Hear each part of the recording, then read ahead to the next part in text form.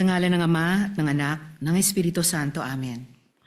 Ama naming Diyos, pinupuri ka namin, Panginoon ng langit at lupa, ang pinagmumula ng lahat ng karunungan, katotohanan at hustisya. Sa Ebanghelyo ngayong araw, ipinaalala sa atin ni Jesus na ang tunay na karunungan ay ipinagkakaloob sa mga may mapagpakumbabang puso. Sa pagpapatuloy ng mga pagdinig o paglilitis na ito, hinihiling namin ang iyong gabay.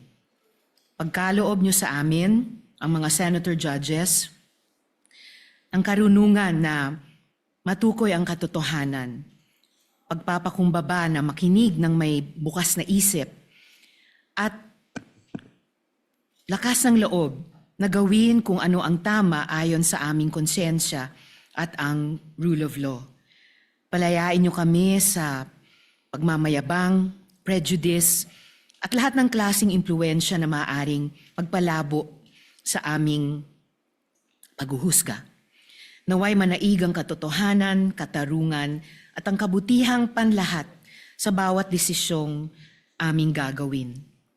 Naway ang inyong espiritu ay gumabay sa amin na maglingkod ng may integridad, katapatan, at pagmamalasakit.